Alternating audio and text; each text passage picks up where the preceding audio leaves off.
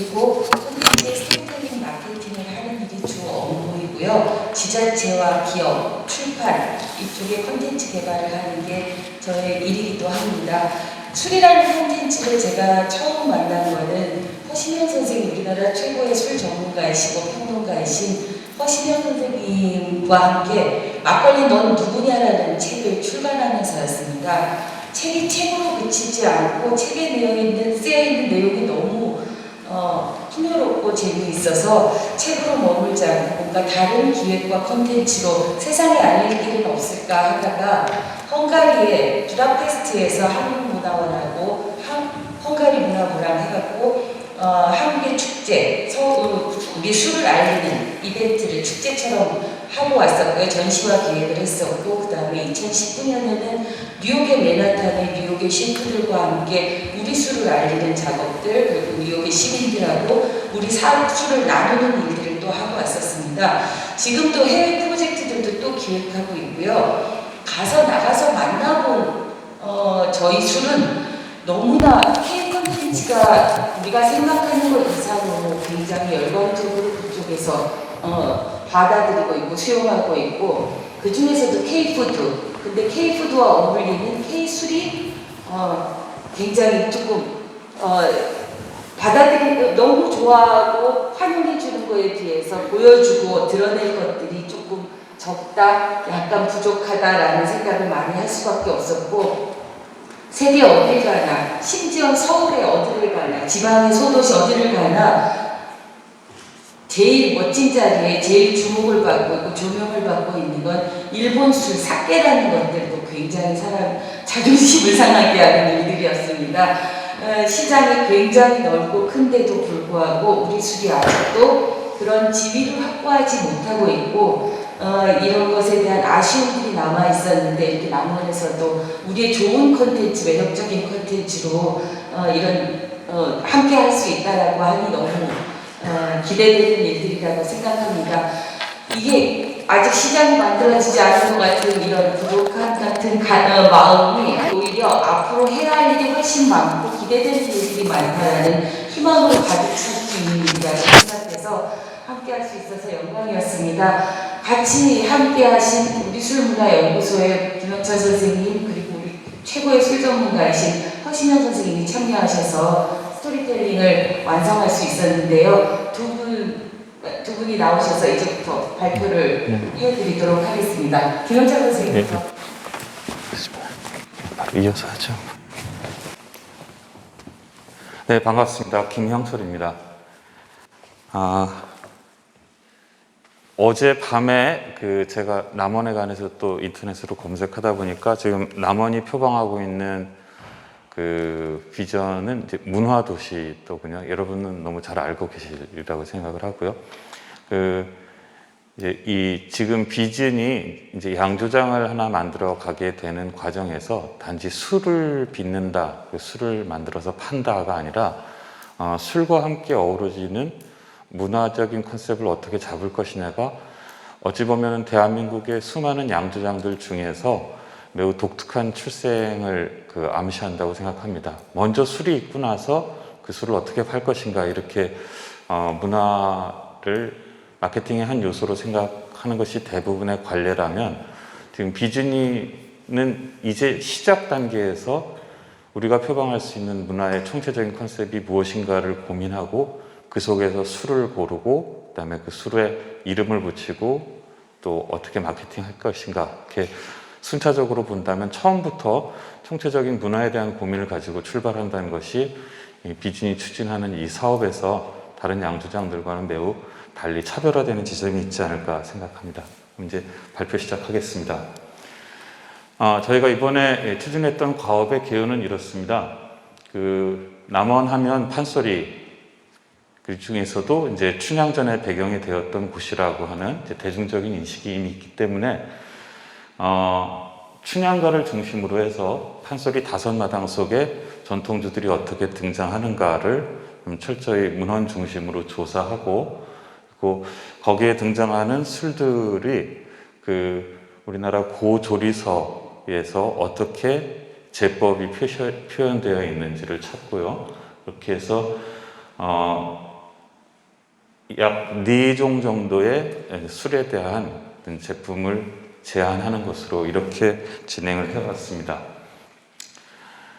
제가 이번에 이제 조사했던 작업은 그 춘향전, 흥부전, 심청전, 토끼전, 적벽과 숙향전에서 6종의 판소리 마당이었고요.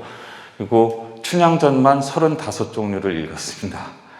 제가 태어나서 이렇게 그 판소리를 많이 읽게 될 줄은 몰랐는데, 저렇게 할 수밖에 없었던 이유는 그 춘향전이라고 하는 이름 아래서도 매우 다양한 이본들이 존재하고, 어떤 이본에는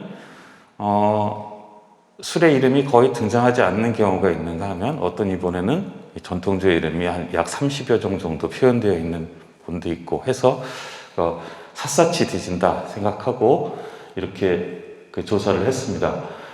이제 요 참고적으로 이후에 비즈니스에서 판소리에 기반한 그 스토리텔링과 마케팅을 본격적으로 이제 실제 시작하신다라고 할 때 그 근거가 되는 문헌들이 이제 어디에 있는가를 찾아보실 수 있도록 제가 위에 명기를 했는데요.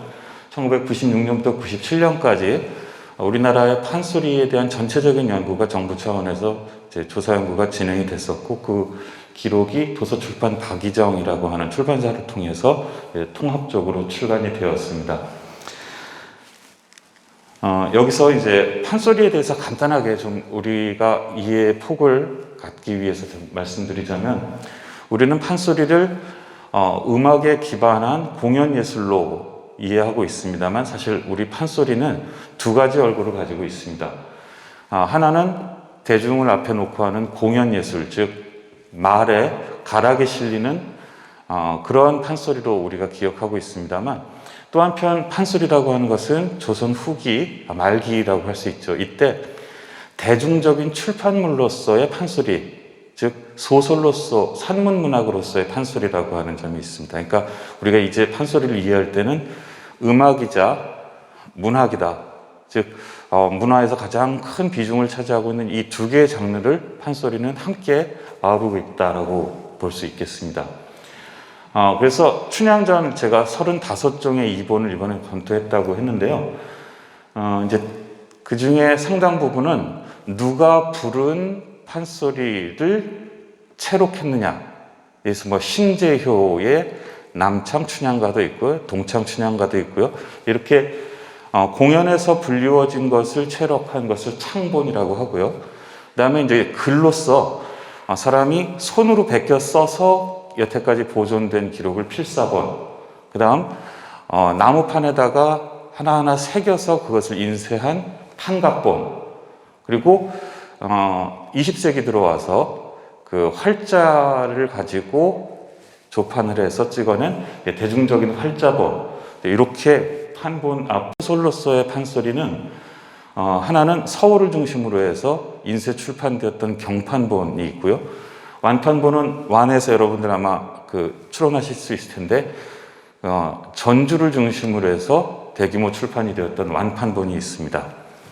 그 다음에 이제 판소리를 지칭할 때, 종류를 지칭할 때 던음이라고 하는 표현이 있습니다. 이 던음은 뭐냐면, 똑같은 스승으로부터 판소리를 전수받은 제자들이라 할지라도 그 명창이 자신의 문학적 그 기량을 여기다 더 넣어서 사설이 더 길어지기도 하고 줄어들기도 하고, 그리고 훨씬 예술적으로 더 풍부하게 하는 사람도 있고, 그래서 특별히 어떤 명창에 의해서 판소리의 버전들이, 내용들이 조금 더 윤색되는 경우를 던음이라고 합니다. 그리고 그것을 이제 한자로는 제라고 하는데요. 그래서 뭐 김세종 제, 그러면 김세종 명창이 자기가 거기에 좀 더 내용을 풍부하게 붙여서 부른 춘향가 김세종제 춘향가 이렇게 부르고요. 뭐 신재효제 이런 식의 표현이 있습니다. 자, 그 다음에 지금 밑에 남원고사라는 이름이 있는데요. 이번에 춘향전 35종을 쭉 검토하면서 어느 것이 춘향전 내지는 춘향가의 가장 대표적인 본이냐 해서 이것은 뭐 학문적으로 딱 뭐 그 연구자들이 합의해서 결정한 것은 아니지만, 우리나라 국문학계에서 춘향전의 가장 대표격이라고 할 수 있는 춘향전의 보는 남원고사라는 이름으로 그 출판이 되었던 춘향전을 꼽고 있습니다. 춘향전은 전체적으로는 이 35종이 다 이야기 구조는 유사합니다만 그 안에 들어있는 여러 가지 문학적 표현들, 고사들, 문학적인 내용이 가장 풍부하게 표현되어 있는 춘향전이 남원고사 춘향전입니다. 뭐 이 대목에서 사실 남원 분들은 좀 자부심을 가지셔도 좋을 것 같아요. 그러니까 춘향전은 남원을 배경으로 하고 있다라고 하는 게 우리가 춘향전에 대한 그 기억 중에 매우 중요한 것입니다만, 전국 여기저기에서 많이 불리워지고 또 많은 작가들에 의해서 춘향전이 윤색되었고, 그래서 35종 아직도 발견되지 않은 춘향전이 또 있을 수 있습니다만, 그 중에서도 가장 내용적으로 풍부한 대표적인 작품이 남원고사라는 이름을 가지고 있는, 즉 남원의 옛 이야기, 이런 제목으로 출판되었던 춘향전이라는 점에서 이 춘향전의 본고장이라고 하는 것을 다시 한번 이렇게 확인할 수 있을 것 같습니다. 제가 이제 검토했던 춘향전의 이본들이 그래서 창본 약 20종 정도를 검토를 했고요. 그 다음에 판각본 10종, 그리고 이제 필사본 5종.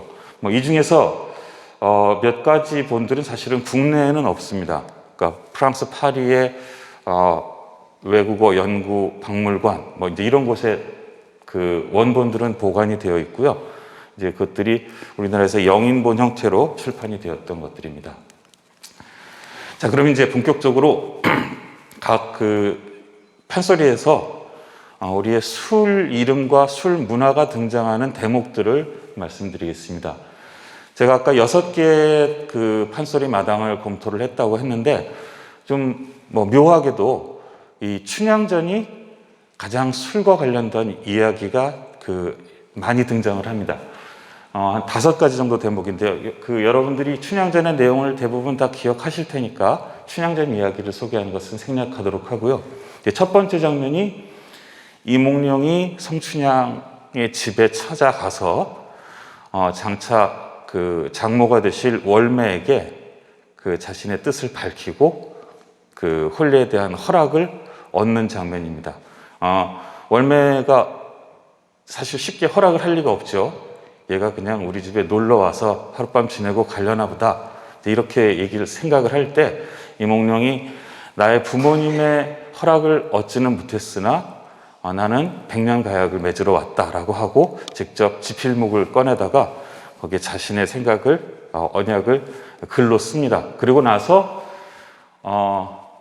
월매가 이 장차 사위가 될 이몽룡에게 거나하게 한 상을 차려서 내놓습니다. 그리고 이제 거기서 술을 마시고 권주가를 부르고 사랑가를 부르고 이제 이렇게 되는 대목인데요. 그래서 그 백년가약 대목에서 술이 아주 거나하게 등장을 하고요. 두 번째로는 이몽룡이 그 아버지의 이제 임지가 바뀜에 따라서 한양으로 올라가게 되는데, 이제 그때 매우 애절하고 슬픈 장면들이 쭉 연출이 되죠. 너 나를 버리고 갈 것이냐?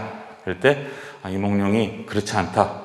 내가 반드시 약속을 지키겠다 하고 이제 올라가는데, 성춘향이 매우 서글픈 마음을 가지고 있으나 그래도 한양으로 올라가는 이도령에게 내가 미처 못다한 말이 있으니 전송 나가야 되겠다라고 하면서 또 향단이를 시켜서 좋은 술과 안주들을 챙겨서 오리정이라고 하는 정자로 전송을 나가는 대목이 있습니다. 이게 두 번째고요. 세 번째로는 어사또가 된 이몽룡이 이제 이 남원을 향해서 쭉 내려오다가 이제 충청도 경계를 지나서 남원 땅에 들어섰을 때, 그때는 때가 온유월 이 모내기철이었습니다. 그래서 농부들이 이제 모를 내고 있죠. 이 장면에서 우리가 또 잘 아는 그 농부가가 이 춘향전에서 아주 또 압도적인 대목으로 등장을 합니다. 거기에 모내기를 하던 농부들이 먹는 술과 음식이 이제 간단히 언급되는데, 이 부분이 또 특징이 있습니다. 네 번째로는 춘향전의 이제 클라이막스라고 할 수 있는 마지막에 어사또 출두하는 그 장면이죠. 근데 이 중에서 남원부사 변학도의 생일 잔치상, 이게 제 마지막을 먼저 말씀드렸는데, 생일 잔치상이 묘사되는 장면에서 또 술들이 언급이 됩니다. 그리고 이 생일 잔치에 그 어사또 이몽룡이 어거지로 우기고 들어갑니다. 초대받지 않은 손이죠. 그런데 저 지나가던 과객인데 잔치가 벌어진 것 같으니 나도 술 한잔 얻어 먹고 가겠다 하고 막 어거지로 밀고 들어갑니다. 그래서 몸싸움도 있고, 근데 이때 우리 운봉 아시죠? 이 남원부사 생일잔치에 초대받았던 운봉현, 저 사람도 행색은 남루하지만 그래도 양반인 것 같으니 여기 들어와서 술 한잔 하고 가게 해줍시다 라고 해서 간단히 허락을 얻고 들어갑니다. 그런데 행색도 남루하고 신분을 또 속이고 있고, 이제 이런 이몽룡에게 변부사의 생일잔치상이라고 하는 화려한 주안상과는 아주 대비되는 초라한 술상이 주어집니다. 이제 그 부분이 또 재미있는 대목입니다. 그래서 그 춘향전이 아까 말씀드린 대로 이제 35개의 이본들이 다 제각기 문학적 표현들은 좀 차이가 있습니다만 공통적으로 이 5개 대목에서 술이 등장을 합니다. 이것은 이제 향후에 많이 활용할 만한 부분이라고 생각이 들고요. 자, 그럼 이제 백년가약 대목을 한번 꼽아 보겠습니다. 이게 사실 내용이 많아서 많이 생략을 했는데요. 이때 춘향엄이 뭐뭐뭐뭐 해서 주효진지 갖출 적에, 주는 술을 말하고 이제 효는 안주를 말하는 거죠. 그러니까 술과 안주의 진지상을 갖출 적에 팔모접은 대모반에 통용수반, 이렇게 대모반, 통용수반 이런 거는 이제 상을 말하는 겁니다. 우리 전통적인 상의 이름이 있고요. 거기에 자라병, 무슨 병 그래서 또 잘 이쁘게 장식되고 꾸며진 각종의 술병 모양들이 또 묘사가 됩니다. 그리고 바로 등장하는 지점이 이제 여기에 술 이름들이 등장합니다. 도처사의 국화주, 니한님의 포도주, 살림은사 주겹주, 마고선녀의 연엽주, 안기생의 자하주, 가목로, 개당주, 백화주, 두견주, 이강고, 중력고.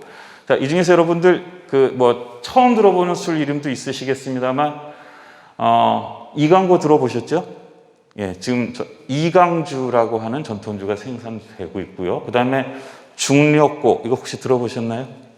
네, 그 송명섭 막걸리를 빚으시는 송명섭 선생님이 이 중력고를 또 하나의 전통주로 살려서 무형문화재로 지정받고 하시고요. 그 다음에 가목로도 아마 들어보셨을 겁니다.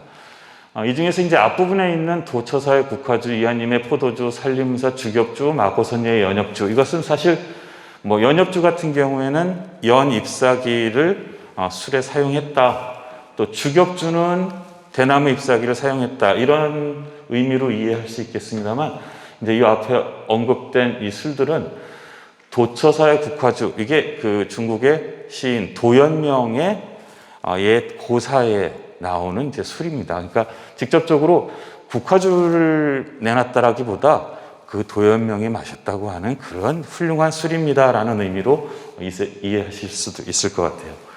자, 이렇게 술 이름이 등장한 다음에는 안주상의 각종 요리들, 음식들이 또 소개됩니다. 가리찜, 제육초 등등등 해서 그냥 이름만 듣고도 굉장히 침을 꿀떡 삼키게 될 만큼 아주 많은 전통 안주들이 이제 소개가 되고요. 이제 그리고 바로 춘향이 이제 권주가를 부르죠. 술권할 때 잡으시오, 잡으시오. 이술 한 잔 잡으시오. 이술 한 잔 잡으시면 수부 다남 하오리다. 이제 수는 목숨 숫자니까 장수할 거고, 부는 부귀해질 거고, 다남은 우리 아들을 많이 낳을 겁니다. 자식들을 많이 낳을 겁니다. 이제 이런 식의 기원이 담긴 권주가를 부르죠. 좀 전에 말씀드렸던 이제 술 이름들이 이렇게 등장을 합니다. 근데 바로 이제 이 대목이 어떤 춘향전 이본에서는 약주라고 하는 한마디 말로만 표현이 되는가 하면 이렇게 지금 약 10종의 술이 소개되는 경우도 있고, 가장 많은 경우에는 한 15종 정도의 술이 소개가 되고 있습니다. 지금 여기 이 10종의 술을 소개한 이 부분이 제가 아까 말씀드렸던 춘향전의 대표격이라고 할 수 있는 남원고사에서 이제 인용해온 부분입니다. 자, 그 다음에 이제 오리정에 나가서 한양으로 가는 이몽룡을 전송하는 그 대목에서 이제 춘향이 이렇게 얘기합니다. 춘향이가 향단이를 불러서 도령님께 여쭈를 말씀을 미처 못다 하였으니 주효를 가지고서 술과 안주를 차려 가지고 오리정에 전송 가자. 그래서 이제 뭐 여기도 안주 이름이 나옵니다. 풋고추 절이침채. 아마 풋고추 절이침채 탁주푸대 상한주제 도령님 귀한 입에 드릴 열리가 있나. 이 얘기는 대충 해가지고 가면 도령님께 그렇게 드리면 이해가 아니니까 우리 제대로 차려가자. 그래서 전복삼, 약포조각, 유밀과 강분한을 기름종이에 잘 싸고 그리고 가목로 화구하여 가목로란 술 이름이 또 등장하죠. 그러니까 앞에서 말하는 이렇게 허술하게 차려가지 않고 제대로 차려가자라고 할 때 이제 가목로란 이름이 등장한다는 건 가목로가 그 당시에 매우 고급 술이었다. 이렇게 이해할 수 있겠습니다. 자, 그 다음에 이제 세 번째로 어사또가 남원에 당도했을 때 마주치게 되는 그 농부가가 등장하는 유명한 대목에서 이제 이렇게 술 이름이 등장합니다. 한모릉이를 돌아더니 이때는 어느 땡고하니 5, 6월 농방 시절이라 각대 머슴들이 맥반 맥주를 취해 먹고 부잣집 모를 심으는 뒤. 이제 맥반은 보리밥이겠죠, 그죠? 그러니까 5, 6월이면 사실 이제 우리가 예전부터 춘궁기라고 하던 그 시기니까 주로 보리밥을 먹었을 것이라고 보이고요. 근데 이제 참 독특한 것은 우리는 맥주라는 말을 서양에서 만들어진 그 맥주를 주로 지칭합니다만 우리 문학에도 보리도 빚은 술, 이거 아마 보리도 빚은 막걸리였을 거라고 저희는 추정할 수 있겠습니다. 보리밥, 보리술을 보리 막걸리를 취하게 먹고 부잣집 모를 심으는 뒤 이렇게 등장을 합니다. 자, 그 다음 변부사 생일잔치 대목입니다. 이렇듯 일품진 미 육산포림 가득하다. 그러니까 매우 화려하게 상차림이 되었겠죠. 술 이름도 가지각색, 약주, 소주, 과하주, 오가피주, 송엽주, 유가주기, 계당주, 복분자와 산포도주, 오죽판에 받쳐놓고 순배 따라 잔을 들째. 자, 아마 이랬을 것 같습니다. 상상해 본다면 남원 부사의 생일을 맞이하여 인근에서 운봉 현감도 오고 구례 현감도 왔을 거고 등등등등 뭐 순창에서도 왔을 거고요. 그렇게 오인 인근 고을의 이제 수령들이 자, 우리 변부사님의 생신을 축하합니다 하면서 한 잔씩 또 축사를 하고 술을 들이키고 이제 이랬을 것이고요. 그래서 이 장면을 보면 아까 이거 백년가약 대목에서는 사실 뭐 정식의 혼례는 아니지만 이몽룡과 성춘향이 인연을 맺는 그날을 축하하기 위해서 장모 월매가 멋진 한상을 차렸다면 이제 이 장면은 변부사의 탐욕스러움과 이 사치 이런 것들을 보여준다는 의미에서 또 각종의 좋은 술들이 등장합니다. 자, 그 다음에 남루한 이몽룡이 변부사 생일잔치에 어거지로 밀고 들어가서 받은 상입니다. 마지못해 이 이몽룡에게 술상을 내어주긴 합니다만 이 남원 부사와 현감들이 그 이몽룡을 대하는 태도가 그리 곱지 않았을 것이고 또 남루한 행색이었기 때문에 별로 환영받지 못하는 양상이었을 겁니다. 그래서 술상을 내다 줘라라고 했더니 이제 이렇게 나오는 거죠. 이렇듯 수작할제 어사술상 들어온다. 못 떨어진 계상판에. 그러니까 아까 뭐 대모반이라든가 통영소반 같은 아주 잘 만들어진 상이 아니라 그 끄트머리가 떨어진 그러니까 낡은 계상판에 나무젓갈 갈라놓고 쇠젓가락도 아니고요. 주 한 쌍 차린 양이 자, 안주 한번 보십시오. 콩나물 한 그릇, 북어 동강, 제육 석점, 고기 3점이죠. 너무나 초라하다. 그래서 어서 또 상을 보고 허허 그 상 잘 차렸다. 박박주 숭다탕이 오늘 두고 맞았구나. 자기에게 주어진 초라한 술상을 보고 이렇게 약간 조롱이 섞인 탄식을 내뱉습니다.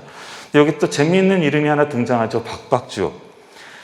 이것은 그 춘향전 이본들을 요 대목을 계속 검토하다 보면 어느 대목에서는 박박주, 어디에선 빡빡주, 어디에선 뻑뻑주 이렇게 등장하기도 하고요. 그 다음에 텁텁한 박박주, 습습한 박박주, 그리고 그것을 지금 우리가 이해할 수 있는 용어로 표현된 기절일인데 뭐냐면 막걸리를 지칭하는 겁니다. 그러니까 맑은 술이 아니라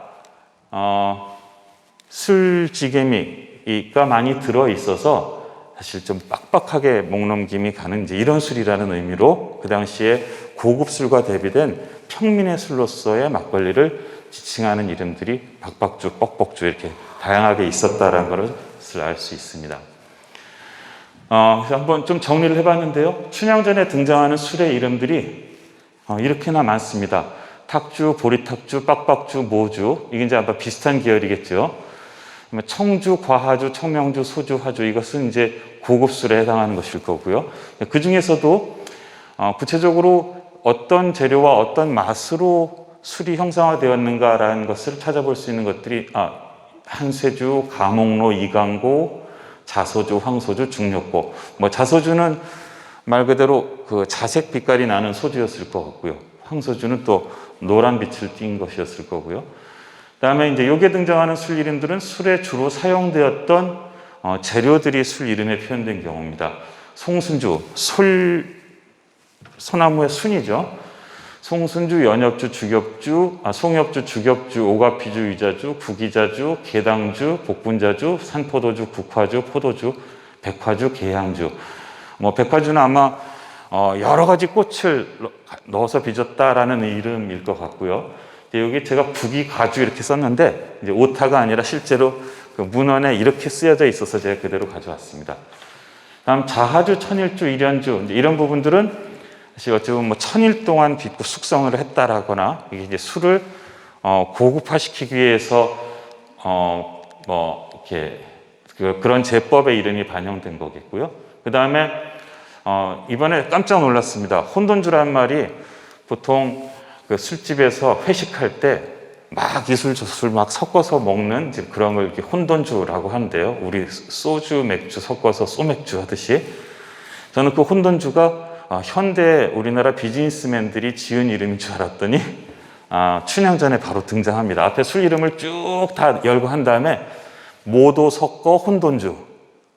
그러니까 이 조선시대에도 이술저술 마지막에 다 섞어가지고 지금 소맥 말듯이 그 다양한 술을 한때 그 쏟아부은 혼돈주 같은 것이 있었다라고 이해됩니다. 이제 그래서 제가 그 35종의 춘향전 내진 춘향가를 쭉 검토하면서 가장 많이 등장했던 고급 술을 꼽으라면 이제 감옥로 또는 감옥로 약간씩의 표현은 다릅니다만 감옥로와 이제 과하주가 있었고요.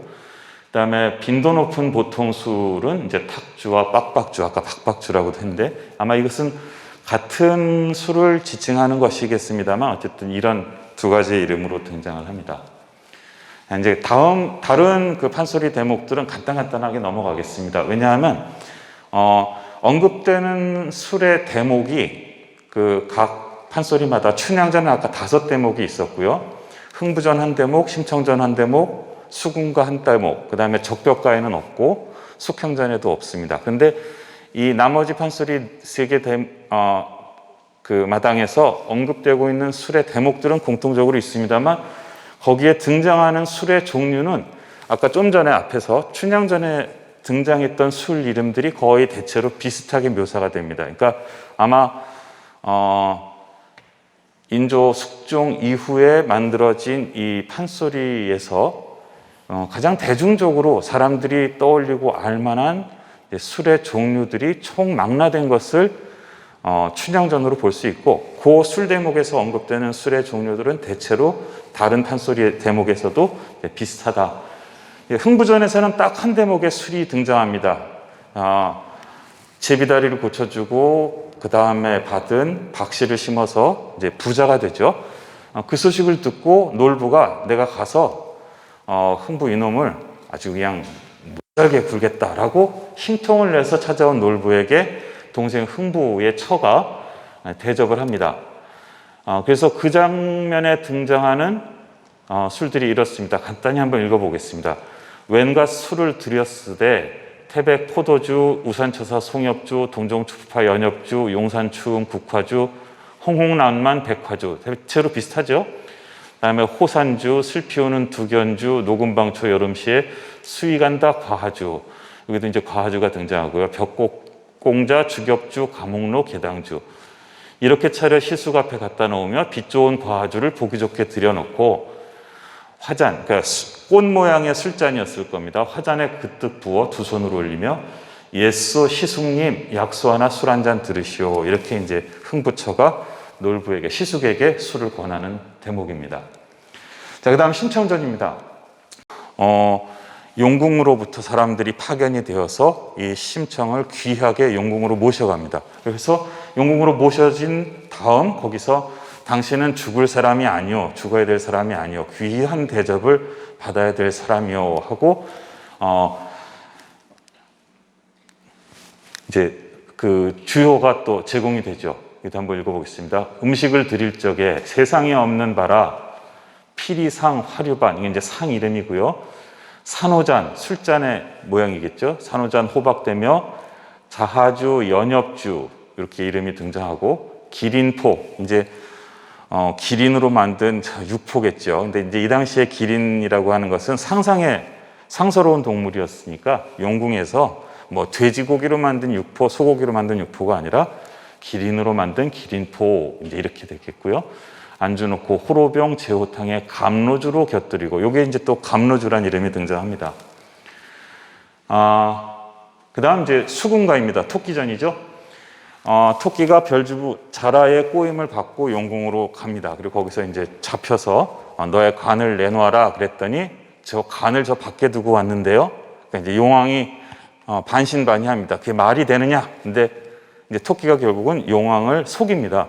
그리고 그럼 내가 가서 저 바깥에 꺼내놓은 간을 가져오겠다라고 할 때 용왕이 이 토끼에게 아까는 네 간을 꺼내라라고 좀 몹시 심하게 굴었는데 그것을 사과도 할 겸 위로할 겸 토끼에게 대접하는 장면입니다. 그다음 보겠습니다. 토끼를 위하여 술상을 드렸는데 기린포로 안주 놓고 앵무잔 유리병에 천일주 한 잔을 졸졸 부어 토선생에게 술을 올려라.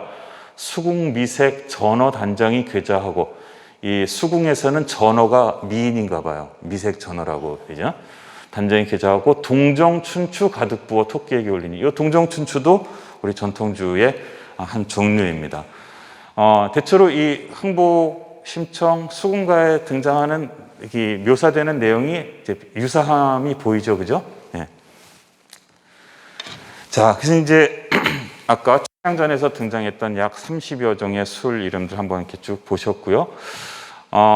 우리 이제 이 중에서 그 술들을 이해할 때 이것이 조선 후기에 조선 사람들에게 대중적으로 알려졌던 매우 좋은 고급 술이다. 이제 이런 점을 이해할 수 있었다면, 이제 우리 문화에서 술을 지칭하는 또 다른 이름들이 이제 춘향전에 등장을 합니다.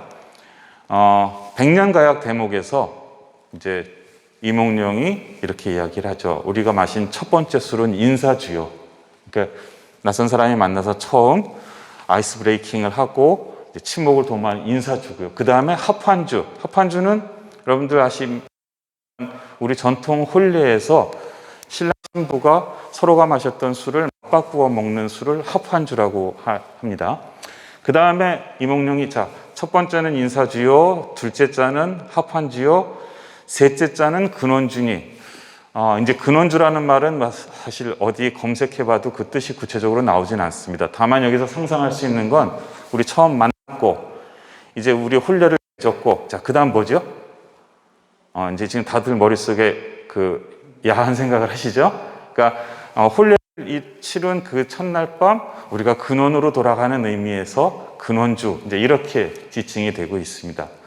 자, 그리고 한양으로 올라가는 이몽룡과 헤어지는 장면에서 이별주가 있고요. 그리고 이제 수주라는 이름도 등장합니다. 수주는 우리가 예전에 술을 지칭하는 아주 또 대표적인 이름이기도 한데요. 장수를 빕니다 하는 의미에서 어른에게 또 뭐 환갑 잔치를 맞으신 어머님, 아버님께 술을 바칠 때 이제 우리는 그 술의 종류와는 다르게 수주라는 이름으로 대접을 합니다. 그러니까 오래 건강하게 살 것을 기원하는 이름의 술이죠. 자, 그 다음에 이 판소리에서 가끔 등장하는 또 다른 이름들이 있습니다. 그러니까 술을 어떻게 빚었느냐 뭐 이런 종류나 제법, 재료 이런 것이 아니라 이 술이 갖는 어떤 기능, 즉 약주로서의 술을 지칭하는 이름들이 이렇게 있습니다. 약주는 일반적으로 우리가 알고 있고요. 계안주는 눈을 뜨게 하는 술, 계안주. 그 다음에 환혼주는 약간 정신이 혼미할 때 이 사람이 이 술을 마시고 제정신이 돌아오게 한다. 뭐 이런 점에서 총명주라는 이름을 쓰는 것도 있고, 이제 환혼주라고 하는 것은 지금은 뭐 존재하는지 어떤지 모르겠습니다만 뭔가 매우 독특한 자극과 정신을 맑게 하는 술, 이제 이런 의미로 술의 이름이 사용된 것이다라고 볼 수 있겠습니다. 자, 그리고 이제 쭉쭉 판소리에 등장하는 술과 관련한 이제 여러 가지 또 좀 다른 맥락도 간단히 소개하고 가겠습니다. 춘향전에는 술의 이름뿐만 아니라 술 문화와 관련한 문학적 표현들이 꽤 많이 나옵니다. 이제 곳곳에 권주가가 당연히 등장을 하고요.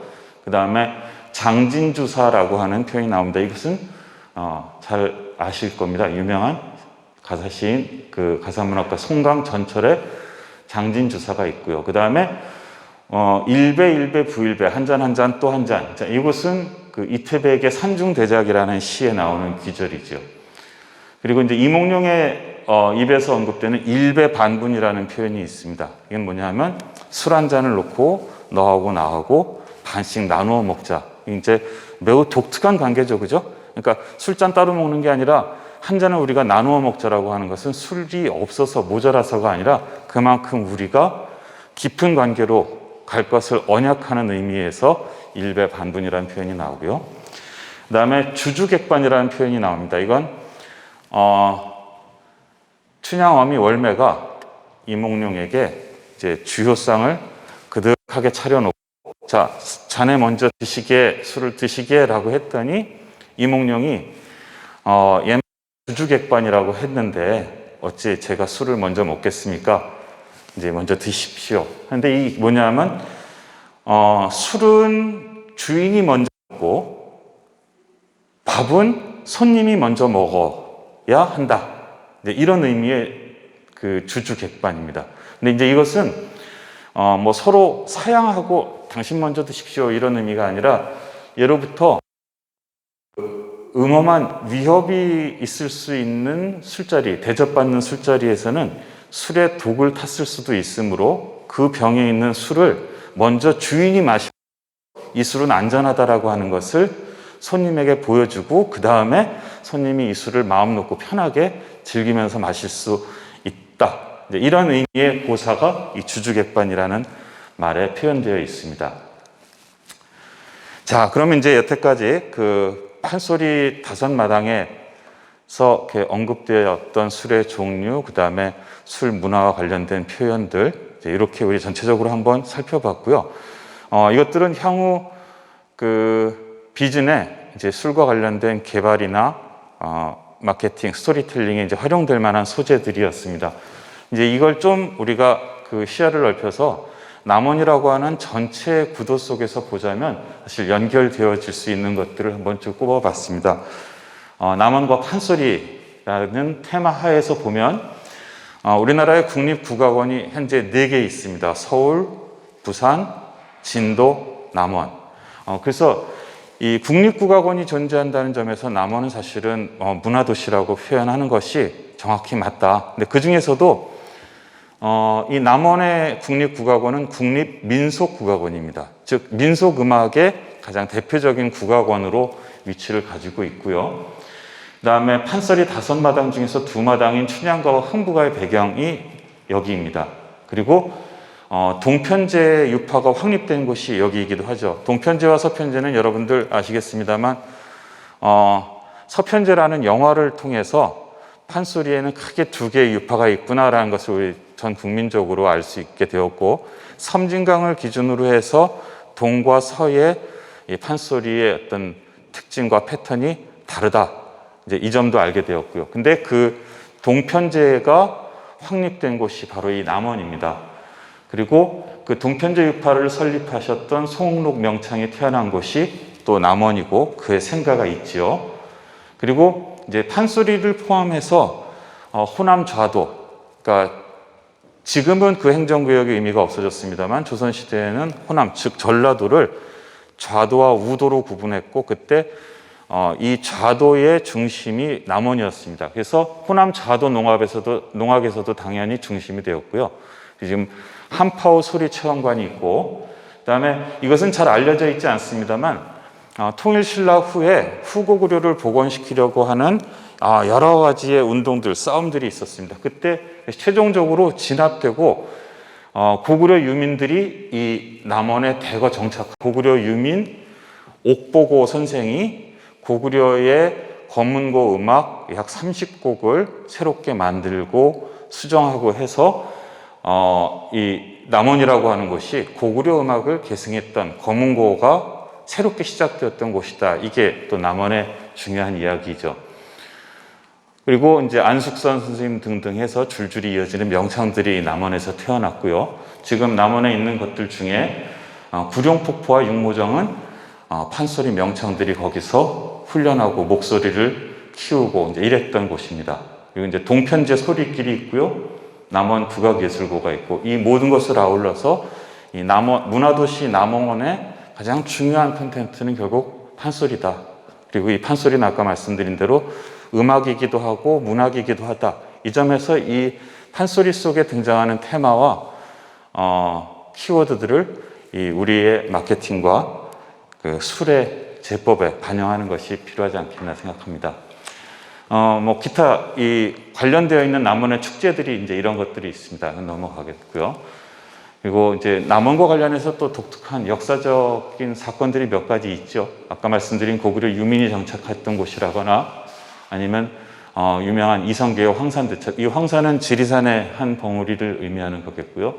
전라좌영 그리고 임진왜란과 정유재란에도 남원은 사실 참혹한 역사를 겪기도 했었습니다. 이런 정서들을 이런 사건과 정서들을 또 우리 문화 속에 어떻게 반영할 것인가 하는 숙제가 남고요. 남원 읍성이 있고 만인 의총이 있죠. 지리적으로 남원이라고 하는 것을 또 이 스토리텔링에 포함시킬 수 있는 요소들이 이제 이런 것들이 있습니다.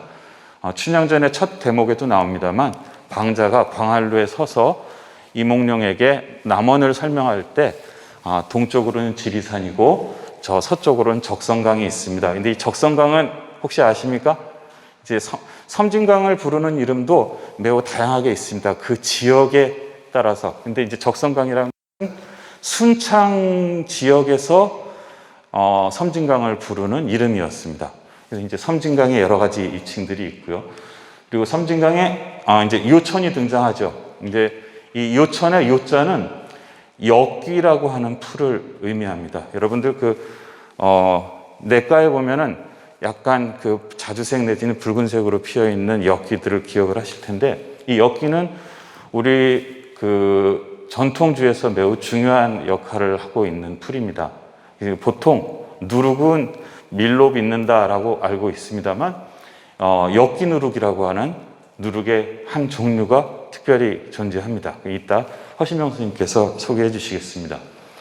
다음에 이제 운봉고원이 존재하죠. 이제 운봉은 지금은 남원 안에 들어와 있습니다만 예전에는 남원군과 운봉군이 따로 갈라져 있었는데 이 운봉은 이 남부 지역에서 가장 높은 고원지대이기도 합니다.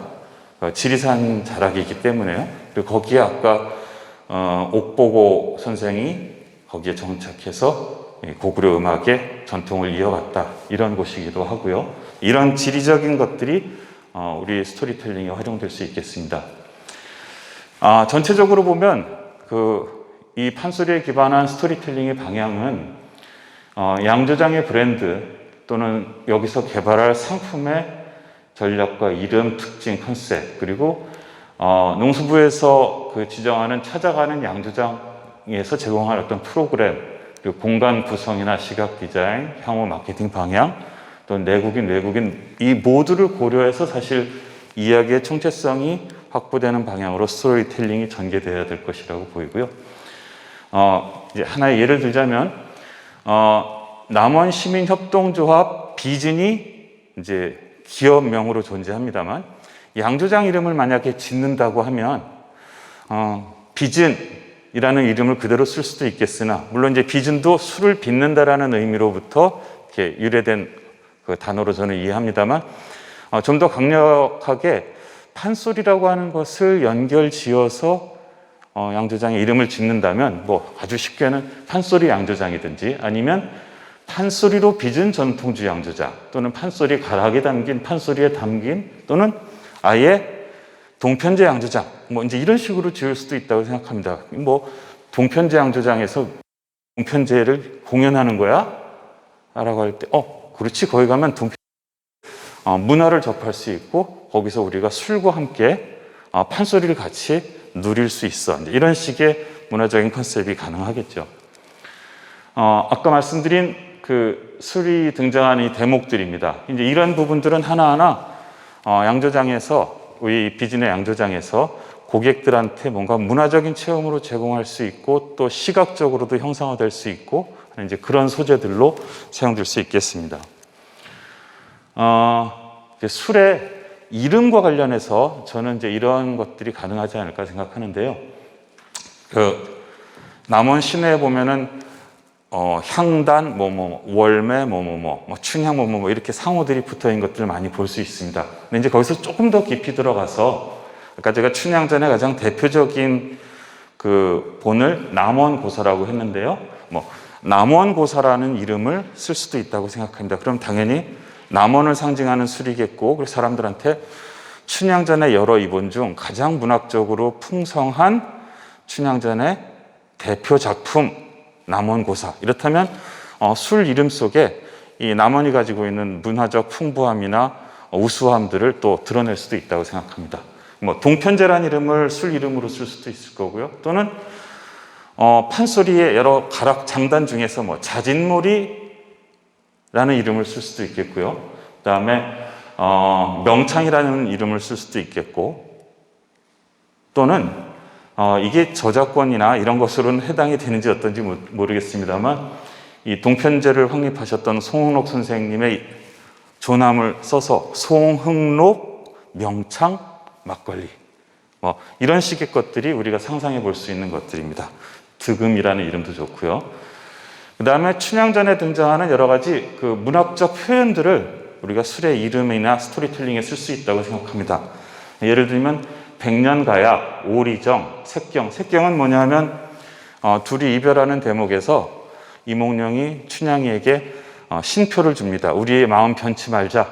넌 이걸 가지고 있으면서 나를 기억해라. 거울을 주죠. 거울과 빛을 주는데, 거울 보듯이, 나를 보듯이 거울을 봐라. 이제 색경인 거울입니다.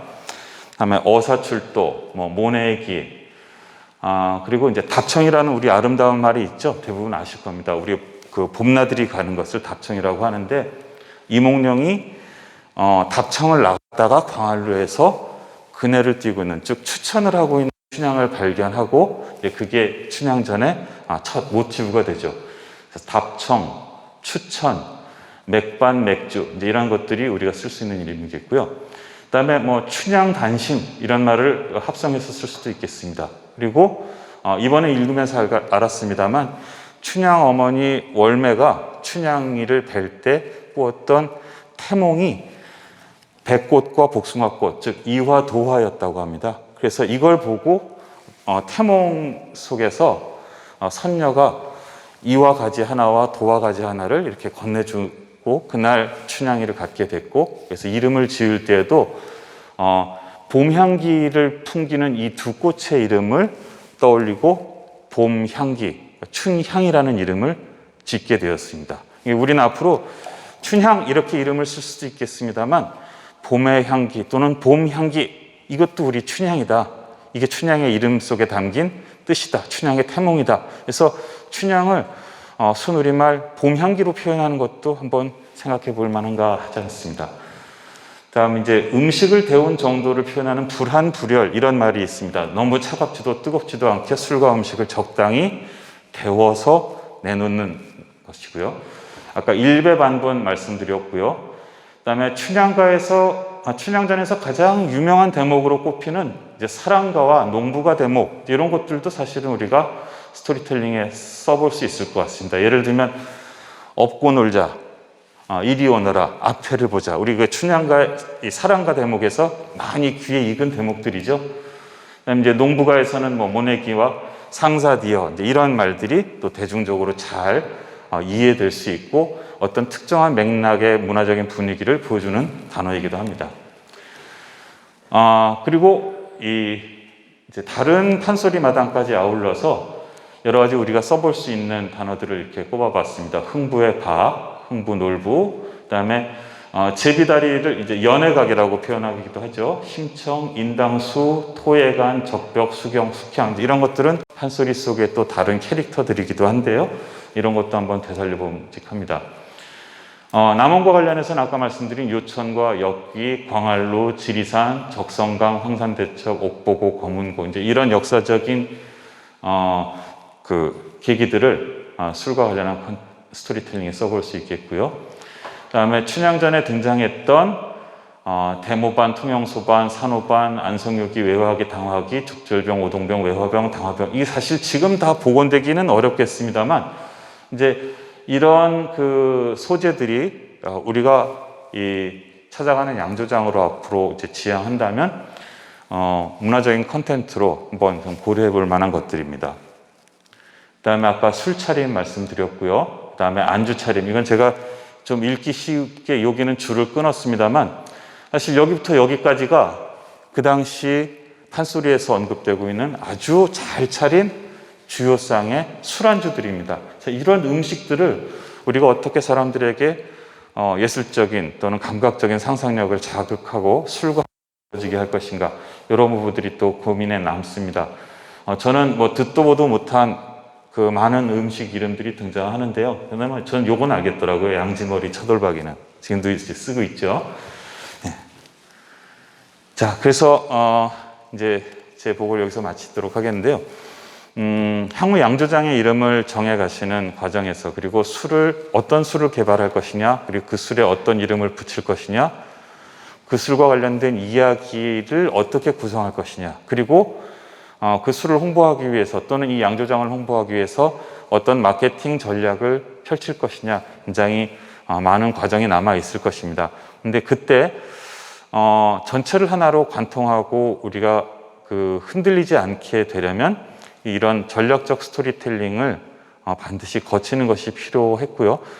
혹시 판소리가 아닌 다른 어떤 맥락을 이 비진의 양조장의 또 중심적인 스토리텔링으로 선택하시는 것은 이제 여기에 구성원들과 관계자분들의 어떤 지혜를 모아서 결정하실 문제입니다만 초대 말씀드렸듯이 문화도시 남원에서 빚어지는 전통주라고 할 때 그 중심 콘텐츠로 판소리와 그 속에 등장한 여러 가지 예술적 소재들을 제품 개발 전략이나 마케팅 전략에 적극적으로 활용하시는 것 이제 굉장히 바람직하고 이것은 어쩌면 춘향전이나 판소리를 잘 알고 있는 내국인뿐만 아니라 점차 이렇게 관심이 높아지고 있는 외국에서의 한국 문화와 한국 음식, 한국 술 이런 것들을 상상하고 전략을 펼쳐 나갈 때에도 우리의 전통적인 이야기와 함께 이 술이 그 맥락 속에서 놓여진다면 매우 효과적일 수 있으리라고 생각합니다. 자, 제 보고 여기서 마치고 허시명 선생님께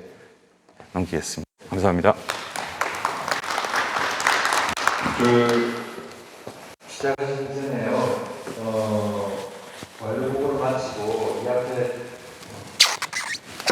저희가 예약 전화선이라고